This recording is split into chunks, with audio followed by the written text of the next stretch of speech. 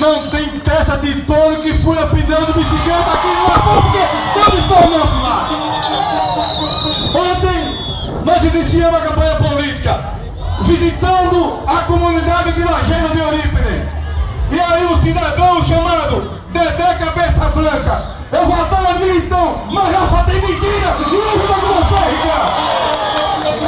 Aquela dia é uma mentira.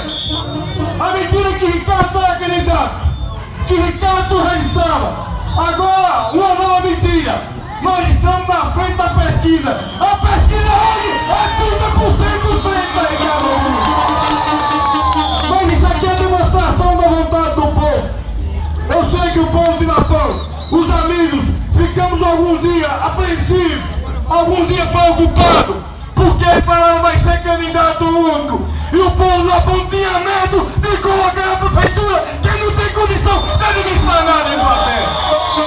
Estamos aqui hoje, doutor Márcio.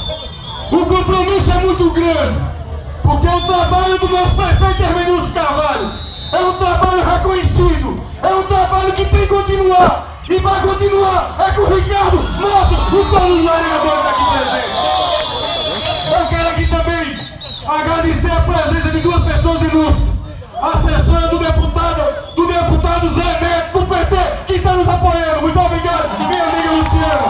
Eu quero agradecer também a assessora do secretário de Saúde do Estado, doutor Sola Carol. Muito obrigado pelo apoio. O deputado Anderson Pimenta estará presente em nossa festa. Mas eu quero dizer a vocês, essa festa bonita, essa festa maravilhosa, é porque o povo já decidiu antecipadamente que vamos continuar no projeto. Nunca se viu.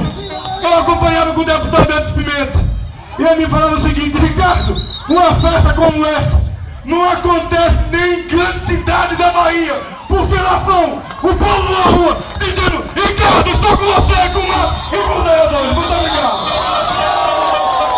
Valeu, Ricardo! Olha, gente, à tarde nós estaremos lá em Rodagem fazendo a visita com o nosso vereador, o Getúlio, é isso à tarde. E a gente finaliza o nosso evento desta manhã. Exatamente, todos os candidatos vão estar lá.